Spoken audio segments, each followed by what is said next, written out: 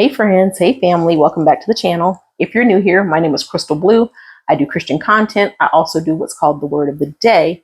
And I also have videos and shorts of me and my family having fun together. So if you like what you see and hear, don't forget to like, subscribe, and share. For those of you returning, happy Tuesday. Hope all is well.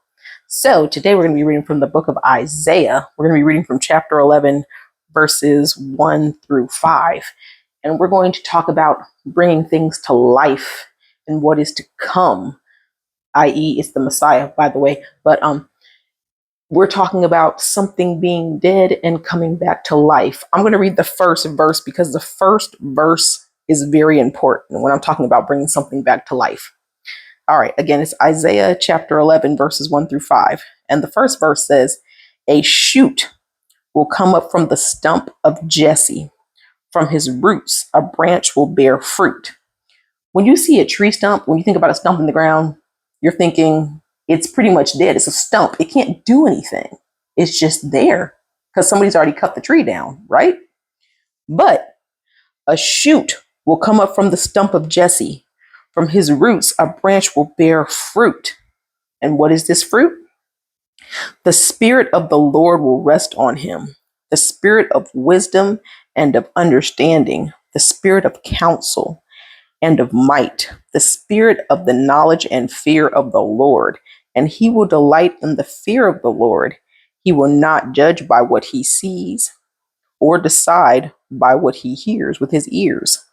But with righteousness, he will judge the needy. With justice, he will give decisions for the poor of the earth. He will strike the earth with the rod of his mouth. With the breath of his lips, he will slay the wicked. Righteousness will be his belt, and faithfulness the sash around his waist. I love that part. With the breath of his lips, he will slay the wicked. And obviously, who are they talking about that's going to shoot up from this stump? Obviously, we're talking about Jesus. So we're talking about his lineage, you know. And the way I think about this, if you think about it in life, things that you think are dead, maybe your marriage, you think your marriage might be dead, or maybe a career is dead and you're not going anywhere, it can be brought back to life. It really can. Anything is possible with God. You see it right here. A shoot will come up from the stump of Jesse.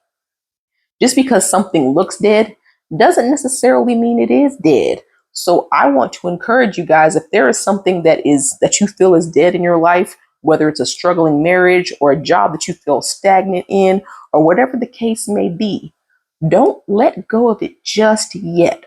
I want you to pray over it and meditate on it and ask God to revive it because he can. Because if he can revive a stump, that lineage from Jesus, if he can bring that back, then God can do all things. He can do anything.